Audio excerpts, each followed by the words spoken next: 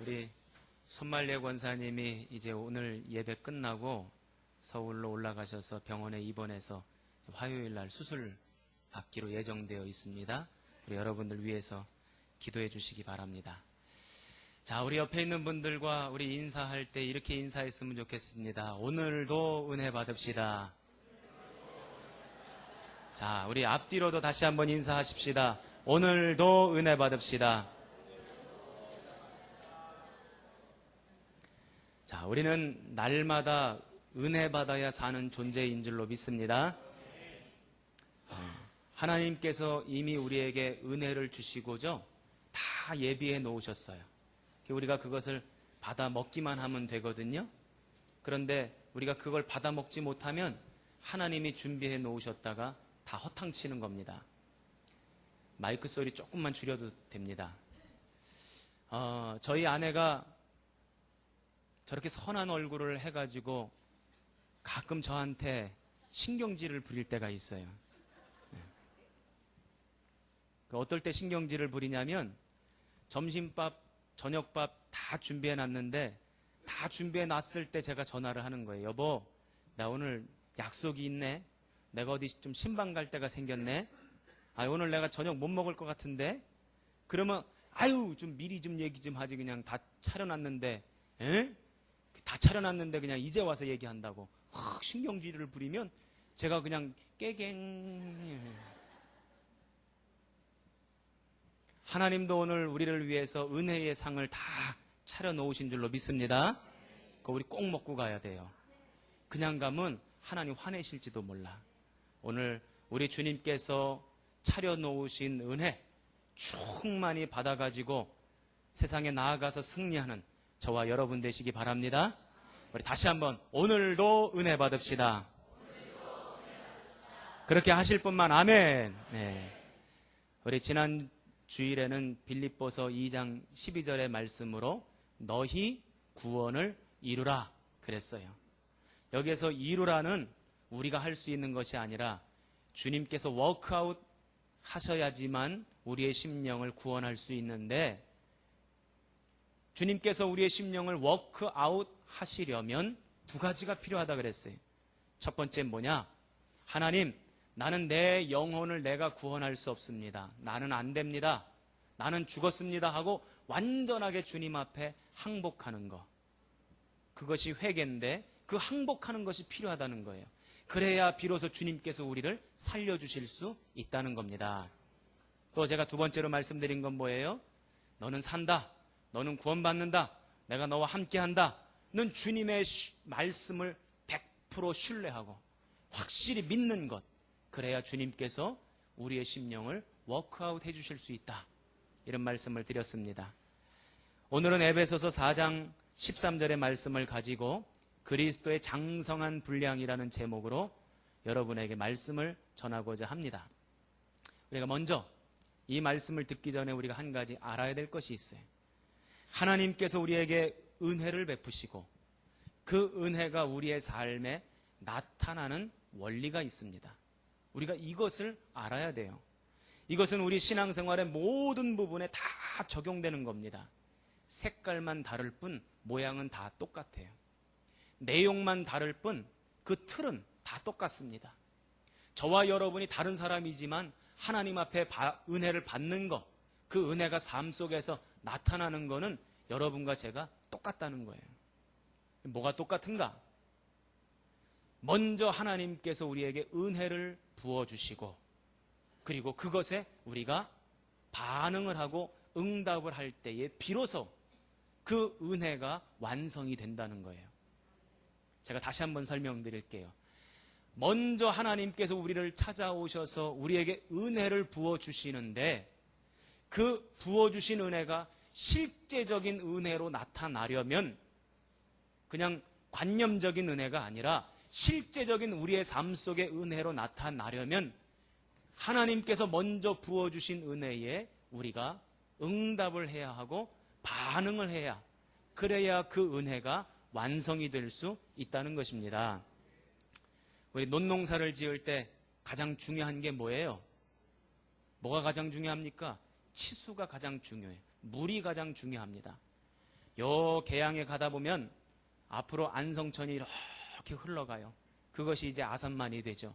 물이 어마어마하게 많아요.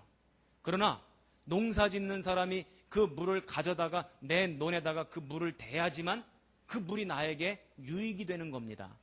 그러려면 어떻게 해야 합니까? 수로를 열어야죠. 수로를 열어야지만 그 물이 내 물이 되고 그 유익이 나의 유익이 되는 것처럼 하나님께서는 이미 우리에게 은혜를 충만히 부어주셨는데 그 충만하게 부어주신 은혜가 진짜 우리 삶의 은혜가 되려면 내가 거기에 반응을 해야 된다는 거예요. 그걸 받아들여야 된다는 겁니다. 이해가 되시죠? 이것은요, 우리 삶의 똑같은 패턴으로 나타나고 우리 삶에서만 나타나는 것이 아니라 성경 속의 인물들에게도 똑같이 나타납니다. 예를 하나 들어볼까요? 이스라엘 백성들이 애굽 땅에서 나와서 가나안 땅으로 갈 때에 가장 먼저 맞닥뜨린 장애물이 뭡니까? 홍해잖아요. 홍해가 길을 가로막고 있어요. 그때 하나님께서 기적을 베푸셨어요. 그래서 이스라엘 백성들을 살리셨는데 어떻게 기적을 베푸셨습니까? 홍해를 가르셨어요. 저는 그런 생각을 한번 해본 적이 있어요. 아니, 하나님이 기왕 살려주실 거면 갈라서 걸어가게 하시지 마시고 그냥 이쪽에서 저쪽으로 짠 하고 옮겨 놓으시지. 하나님은 그러실 수 있는 분이십니까? 그러실 수 있는 능력이 있습니까? 믿으십니까? 짠 하고 옮겨 놓으시는 거는 하나님에게 어렵고 갈라 놓으시는 거는 하나님에게 쉬운가요? 다 똑같아요. 똑같습니다. 그런데 하나님은 짠 하고 옮겨 놓지 않으시고 바람으로, 성령의 바람으로 홍해를 가르시고는 이스라엘 백성들로 하여금 걸어가게 하셨단 말이에요. 그 길을 통과하게 하셨단 말이죠. 이게 바로 하나님이 은혜를 베푸시는 원리예요. 아무리 하나님께서 홍해를 갈라 놓으셨어도 홍해 바다에 발을 들여놓지 않은 사람은 그 은혜를 접할 수 없는 겁니다. 아무리 하나님께서 성령의 바람으로 홍해를 쫙 갈라 놓으셨어도 걸어서 지나가지 않는 사람에게는 그 은혜가 아무 소용이 없는 거예요. 그것이 바로 하나님께서 우리에게 은혜 베푸시는 원리입니다. 또 하나 예를 들어볼까요? 40년 광야 생활을 하는 동안 이스라엘 백성들이 뭐 먹고 살았습니까? 만나를 먹고 살았어요. 하나님께서 이스라엘 백성들이 잠을 자고 있을 때 항상 만나를 내리셨죠. 저는 그런 생각 해봤어요. 우리나라 옛날 전설에 우렁각시 얘기가 있잖아요. 우렁각시가 잠자고 있는 사이에 어디 밖에 나갔다 온 사이에 뭘 차려놔요? 밥상을 차려놓잖아. 아니 그러면 하나님도 이스라엘 백성들 앞에 밥상을 짠 하고 차려놓으시면 얼마나 좋아? 그렇지 않아요? 아니, 나만 그런 고민하며 사나 보네. 저는 그런 생각을 해봤어요. 하나님에게는 만나 내리시는 일이나 밥상 차려놓는 일이시나 그게 그걸 것 아닙니까? 그러면 뭘 이스라엘 백성들 힘들고 수고스럽게 만나를 내리게 하시고 그걸 또 거두게 하시고 방아를 찢게 하시고 맷돌로 갈게 하시고 쌀 가마에 삶아 먹게 하시고 왜 그러냐고요. 그런데 하나님께서 은혜 베푸시는 패턴이 그렇다는 거예요. 하나님의 은혜를 베푸시면 사람이 거기에 반응을 해야지만 그 은혜가 완성이 되는 거예요. 그렇지 않으면 아무리 하나님의 은혜를 부어주셔도 그 은혜가 소용이 없다는 것입니다. 우리의 주일 예배도 마찬가지예요. 설교도 마찬가지입니다. 아무리 목사가 목이 터져라 하나님의 말씀을 전하고 설교를 해도 성도들이 아멘으로 반응하지 않으면 아무 소용이 없어요. 조금 아멘 소리가 커지겠지. 여러분들이 그래서 주님의 말씀에 아멘으로 반응해야 될 줄로 믿습니다. 어이구, 금방 커졌네. 그리고 아멘으로 받은 말씀을 가지고 세상에 나가서 적용하면서 살아갈 때에 비로소 하나님 말씀 속에 있는 은혜가 내 삶의 은혜가 되는 거예요. 주일날 말씀을 듣기는 듣는데 전혀 아멘이 없어. 전혀 그것을 마음속에 담지를 않아요. 세상에 나가서도 전혀 그것을 적용하지 않아. 그러면 아무 소용이 없다는 거예요. 우리의 구원받는 것도 마찬가지입니다. 구원의 주권은 누구에게 있습니까? 하나님께 있어요. 구원은 누가 이루십니까? 하나님이 이루셔요. 이미 하나님께서 구원을 99.99% 다 이루어 놓으셨어요. 그런데 그 다 이루어 놓으신 구원도 실제적인 구원이 되려면, 그 구원이 완성하려면 우리들이 믿음으로 아멘 이렇게 받아들이고 반응해야지만 그 구원이 진짜 완성이 된다는 거예요. 아무리 예수 그리스도의 십자가 사건을 통하여 온 인류를 구원하시기 위해 구원을 다 이루어 놓으셨다고 하더라도 아멘하지 못하는 사람은요, 그게 소용없는 겁니다. 그래서 이런 구원의 원리를 요한 웨슬레 목사님은 뭐라고 이야기하냐면 선행적 은총이라고 그래요. 한번 따라해 봅시다. 선행적 은총. 이거 굉장히 중요한 거예요. 당신 감리교인입니까? 감리교회 다니시는 분입니까? 그럼 감리교회 가장 중요한 게 뭡니까? 라고 물었을 때 요 대답하면 100점이. 한번 따라해 봅시다. 선행적 은총. 기억 안 좋으신 분들은 써놓으셔도 됩니다. 선행적 은총. 감리교의 특징이 뭡니까? 바로 선행적 은총이에요. 하나님께서 은혜를 먼저 부어주셨다는 거예요. 그것에 사람들이 자유의지를 활용해서 그 은혜에 반응할 수도 있고 반응 안 할 수도 있는데, 반응을 하면 그 은혜가 진짜 은혜가 되고 그 은혜가 완성이 되고, 반응을 안 하면 그 은혜가 아무 소용이 없다는 거예요. 아이고 목사님 너무 복잡합니다. 그냥 하나님이 우리 그냥 뿅 하고 천국에다 놓아주시지 무슨 선행적 은총에 또 자유의지를 이용해서 반응을 하고 너무너무 복잡합니다. 이렇게 말씀하실 수도 있겠지만 그건 하나님도 안 되는 거예요. 왜냐하면 하나님이 그런 원리를 만들어 놓으셨기 때문에 그렇습니다. 세상에 많은 피조물이 있습니다. 그러나 그 많은 피조물 가운데에 하나님의 형상으로 자유의지를 얻은 존재는 우리 인간밖에 없어요. 그래서 우리 인간은 할 수도 있고 안 할 수도 있고. 자, 시작. 오늘 주일날 예배드리러 나올 수도 있고 딴 데로 도망갈 수도 있고. 시작. 그게 자유의지예요. 그게 자유의지란 말이죠. 저희 사택앞에 올해 장미꽃이 진짜 예쁘게 폈어요. 그래서 저는 저희 애들 그 장미꽃 앞에서 사진을 짠 하고 찍어줬어요. 우리 교인들 보고 장미꽃 예쁘게 폈으니까 사진 좀 찍으라고 그랬는데 혹시 사진 찍으신 분? 없어요? 그래서 장미꽃이 지금 삐쳤어요. 지금 장미가 그래가 삐쳐가지고 내가 그토록 예쁘게 꽃을 피우려고 엄청 애쓰고 노력했는데, 아니 평택 성곡교회 교인들이 이렇게 하나도 안 알아주냐. 에라, 나 삐쳐가지고 나 내년 5월 달에는 절대로 내가 장미꽃을 안 피우리라. 장미가 그럴 수 있어요, 없어요? 없어요. 장미에게는 자유의지가 없기 때문에 5월이면 내년에 삐쳤건 뭐했건 반드시 꽃이 핍니다. 이게 자유의지가 없는 피조물들의 살아가는 방식이에요. 그런데 우리 인간은 자유의지가 있어요. 선택할 수 있단 말이죠. 그래서 하나님께서 은혜를 부어주실 때에 그 은혜를 받아들일지 받아들이지 않을지 스스로 결정할 수 있다는 거예요. 이게 바로 요한 웨슬레 목사님이 말씀하신 구원의 원리입니다. 사람들은요, 그 자유의지를 가지고 하나님의 뜻 쪽으로 가야 되는데 자꾸 반대편으로 가. 요즘 우리 아이들이 그 자유의지를 잘 활용해서 엄마 아빠의 반항을 하기 시작했어요. 여러분, 그것이 성경의 구원의 원리예요. 그렇다면 신약 성경은 무엇이냐? 그렇게 자유의지를 활용해서 하나님께서 베푸신 구원의 은혜를 영접하고 받아들이고 구원받은 사람이 이 땅에서 어떻게 살아가야 하느냐, 그 내용을 적고 있는 것이 바로 신약 성경의 대부분의 내용입니다. 저희 아내가 요즘 아이들에게 방 청소 시킬 때가 있어요.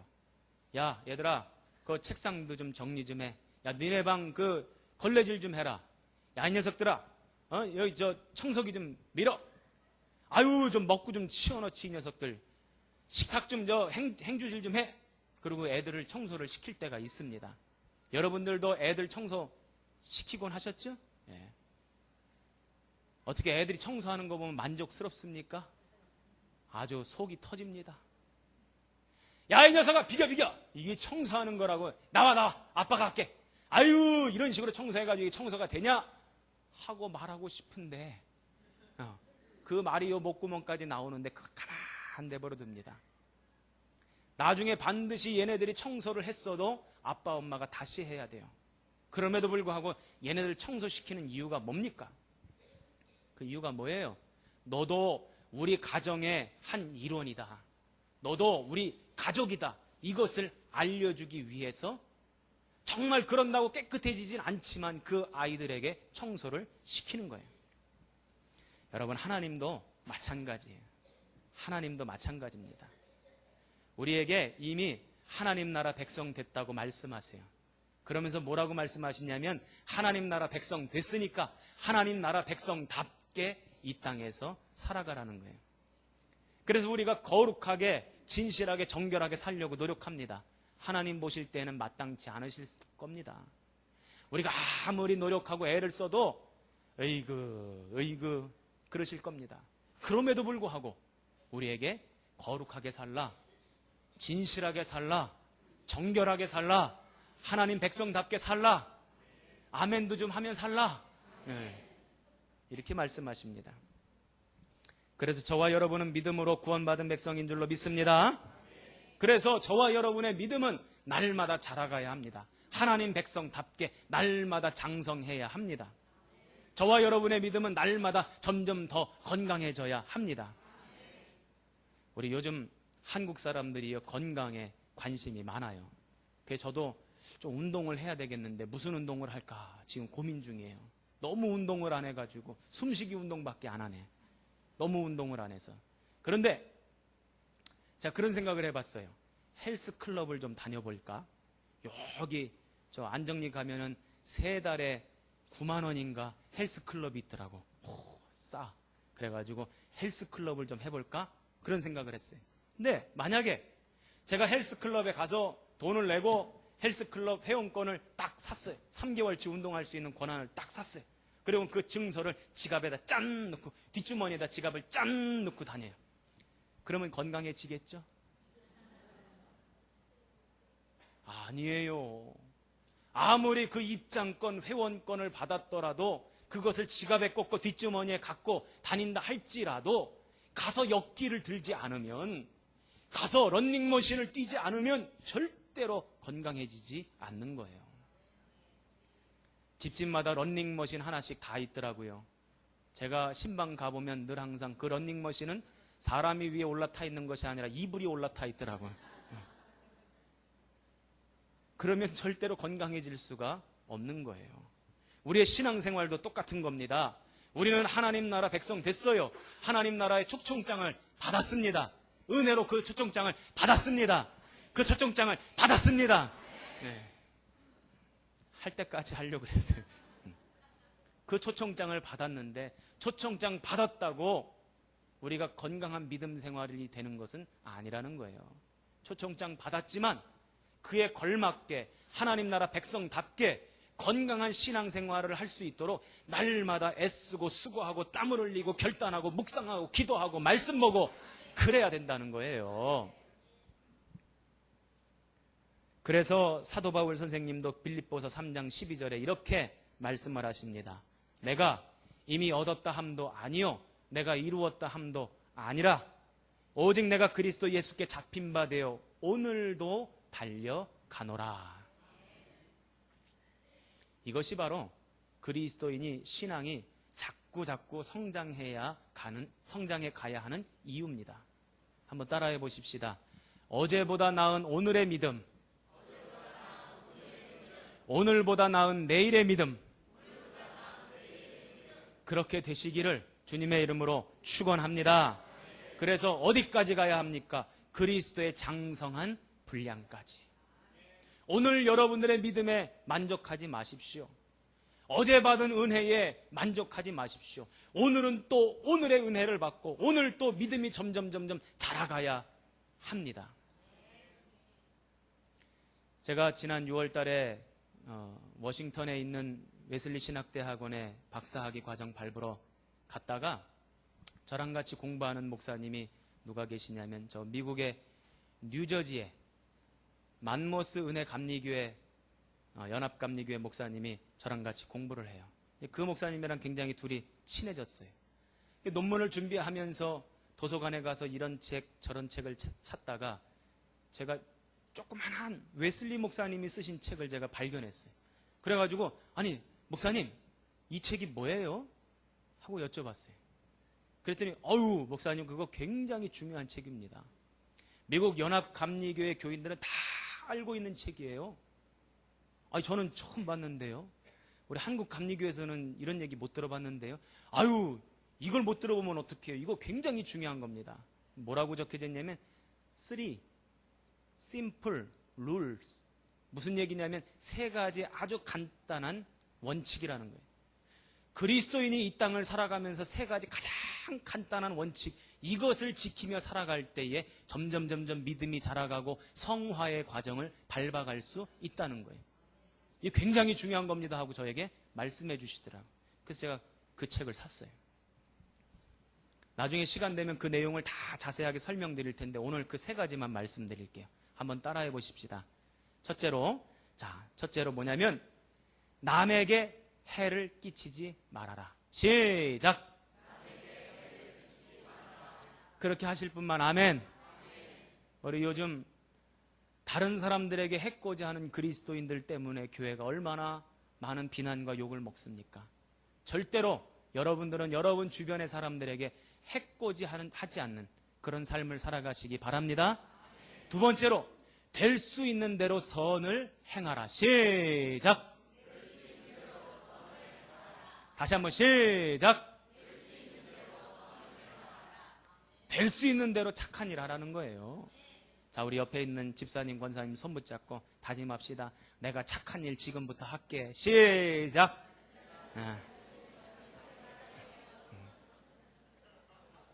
자, 그러면 이렇게 얘기하세요. 말로만. 자, 시작! 칼국수라도 짜장면이라도 한 그릇 사면서 착한 일 한다고 내가 집사님한테 잘하겠다고 그래야지 맨날 말로만 하고 끝나. 옆에 계신 분 칼국수 사주실 분 이것 봐 말로만. 자, 옆에 계신 분 짜장면이라도 내가 한 그릇 사드리겠다. 자 내리세요. 알겠습니다. 여러분 말로만 하지 마시고 될 수 있는 대로 착한 일, 선한 일 하시기를 주님의 이름으로 축원합니다. 마지막 3번째, 하나님의 사랑 안에 거하라. 시작! 하나님의 사랑 안에 거하라는 거. 언제든지 주님의 사랑 안에 거하면 거룩한 백성이 되어갈 수 있다는 거예요. 여러분, 저와 여러분은요, 어제 받은 은혜, 어제 생겨난 믿음 가지고 오늘을 못 살아요. 오늘을 또 오늘에 필요한 은혜가 필요하고 오늘을 살아갈 믿음이 필요합니다. 그러면 믿음이 날마다 자라가야 돼요. 그러기 위해서 우리는 부단히 노력하고 애를 써야 합니다. 그러므로 그리스도의 장성한 분량에 이르기까지 날마다 애쓰고 수고하고 결단하고 기도하고 말씀 보고 묵상하고 선을 행하는 저와 여러분 되시기를 주님의 이름으로 축원합니다. 왕의 지성소에